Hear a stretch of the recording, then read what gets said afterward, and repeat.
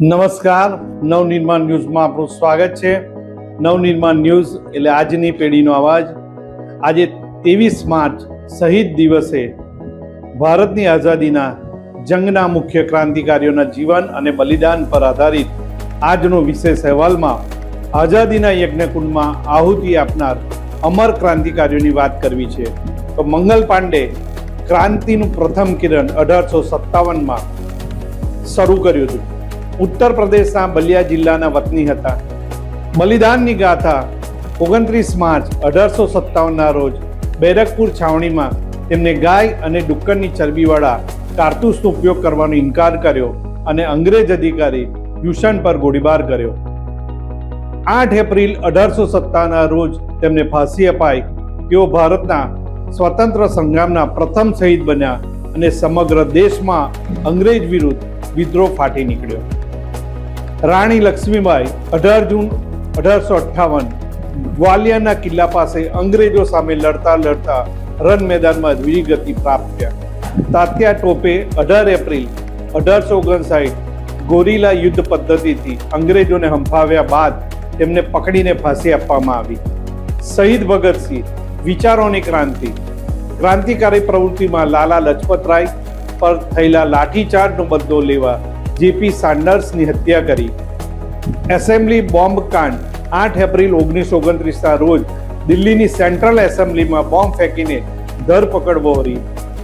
તેમના હેતુ કોઈ મારવાનો નહીં પણ બહેરા અંગ્રેજોને જગાડવાનો હતો. 23 માર્ચ 1931ના રોજ માત્ર 23 વર્ષની વયે લાહોર જેલમાં ફાંસીએ ચડ્યા અને જેલવાસ દરમિયાન તેમને હું નાસ્તિક કેમ છું જેવું પુસ્તક લખી વૈચારિક ક્રાંતિ લાવી હતી. ભગતસિંહ કહેતા, વ્યક્તિઓને મારી શકાય છે પણ વિચારોને નહીં. આજે પણ આ ત્રણેય વીરો યુવાનો માટે પ્રેરણા સ્ત્રોત છે. ચંદ્રશેખર આઝાદ ક્યારેય ન પકડાયેલ શહીદ. નાની ઉંમરે અદાલતમાં પોતાનું નામ આઝાદ, પિતાનું નામ સ્વતંત્રતા અને ઘર જેલ બનાવ્યું હતું. 1925માં કાકોરી ટ્રેન એક્શન દ્વારા સરકારી ખજાનો લૂંટીને ક્રાંતિકારી સંગઠનને મજબૂત કર્યું હતું. 27 ફેબ્રુઆરી 1931ના રોજ અલ્હાબાદના આલ્ફ્રેડ પાર્ક અંગ્રેજો સાથેની અથડામણમાં જ્યારે છેલ્લી ગોળી બચી ત્યારે પોતાની જ પિસ્તોલથી શહીદ વહોરી લીધી, જેથી અંગ્રેજો તેમને જીવતા પકડી ન શકે. ઉધમસિંહ 21 વર્ષ પછી લીધેલો બદલો. 1919ના જલિયાવાલા બાગ હત્યાકાંડના તેઓ પ્રત્યક્ષ સાક્ષી હતા.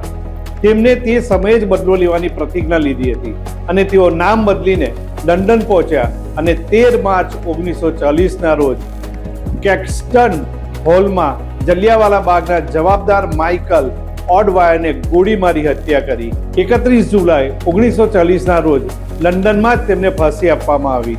ખુદીરામ બોઝ સૌથી યુવા ક્રાંતિકારી. બંગાળમાં અંગ્રેજોને દમન સામે અવાજ ઉઠાવ્યો. અત્યાચારી જર કિંગ્સફોર્ડની ગાડી પર બોમ્બ ફેંક્યો.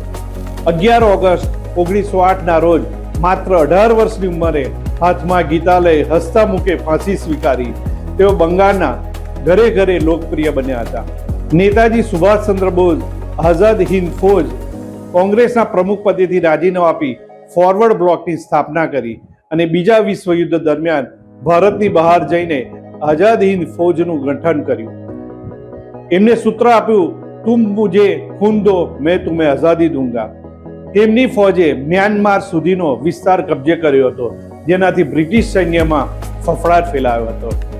શ્યામજી કૃષ્ણ વર્મા ક્રાંતિકારીઓના ગુરુ માંડવી કચ્છના સુપુતને લંડનમાં ઇન્ડિયા હાઉસ અને ધ ઇન્ડિયન સોશિયોલોજીસ્ટ પત્ર શરૂ કર્યું અને સાવરકર, હરદયાલ અને મદનલાલ જેવા ક્રાંતિકારીઓને તૈયાર કરવામાં તેમનો મુખ્ય ફાળો હતો. વીર સાવરકર 28 મે 1883 અભિનવ ભારત સંસ્થાની સ્થાપના કરી અને 1857ના વિપ્લવને ભારતનો પ્રથમ સ્વાતંત્ર્ય સંગ્રામ જાહેર કર્યો. ક્રાંતિકારી પ્રવૃત્તિઓ માટે તેમને કાળા પાણીની 2 આજીવન કેદની સજા થઈ હતી. આ ક્રાંતિકારીઓ માત્ર લડાઈ જ નહીં પણ આવનારી પેઢી માટે બલિદાનની એક મિસાલ કાયમ કરી. આજે આ શહીદ દિવસે આખું રાષ્ટ્ર એમને નમન કરે છે. આવી જ રીતે વીર જવાનો જ્યારે દેશ આઝાદ થયો ત્યાર પછી 1999 કારગિલ યુદ્ધના અમર શહીદો કારગિલ યુદ્ધમાં અપ્રિતમ શૌર્ય બતાવનાર સપૂતો કેપ્ટન વિક્રમ બત્રા શેરશાહ તરીકે જાણીતા, જેમને પોઈન્ટ 5140 અને 4875 જીતવાની મહત્વની ભૂમિકા ભજવી હતી. Grenadier Yogendrasinh Yadav tiger hill પર કબજો મેળવવા માટે 15 ગોળીઓ વાગતા છતાં લડત ચાલુ રાખી. લેફ્ટનન્ટ મનોજ કુમાર પાંડે ગોરખા રાઇફલ્સના ઓફિસરે બટાલિક સેક્ટરમાં દુશ્મનોનો ખાત્મો કર્યો હતો. કેપ્ટન અનુજ નાયર ટાઈગર હિલના ઓપરેશન દરમિયાન શહીદી વહોરી લીધી હતી. 1971 ભારત પાકિસ્તાનના યુદ્ધ બાંગ્લાદેશે મુક્તિ સંગ્રામના નાયકોમાં ફ્લાઇંગ ઓફિસર નિર્મલજીતસિંહ શેખા ભારતીય વાયુસેનાના એકમાત્ર પરમવીર ચક્ર વિજેતા, જેમને શ્રીનગર એરબેઝની રક્ષા કરી હતી.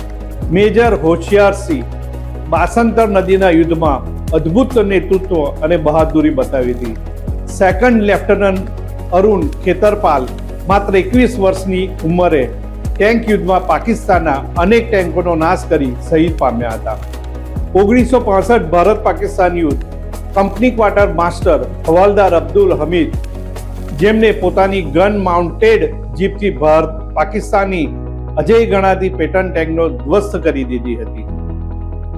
1962 ભારત ચીન યુદ્ધ મેજર શેતાનસિંહ રેઝાંગલાની લડાઈમાં 120 સૈનિકો સાથે મળી હજારો ચીની સૈનિકોનો સામનો કર્યો હતો.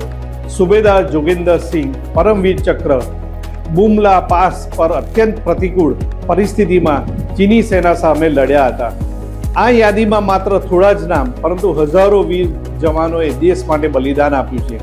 તેમની યાદમાં દિલ્હી ખાતે નેશનલ વોર મેમોરિયલ રાષ્ટ્રીય યુદ્ધ સ્મારક બનાવવામાં આવ્યું છે, જ્યાં દરેક શહીદનું નામ સુવર્ણ અક્ષરે અંકિત છે.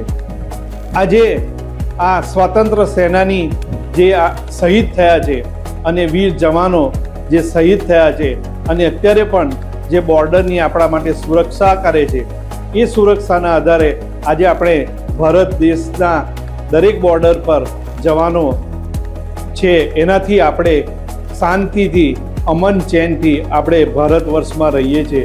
ત્યારે આજે અમારી નવનિર્માણ ટીમ તરફથી વીર શહીદો અને જવાનોને નમન, અને એમની જનેતાને પણ અમે નમન કરીએ છીએ કે આવા વીર ક્રાંતિકારીઓને જન્મ આપ્યો એ બદલ ખૂબ ખૂબ અમે એમનો આભાર માનીએ છીએ.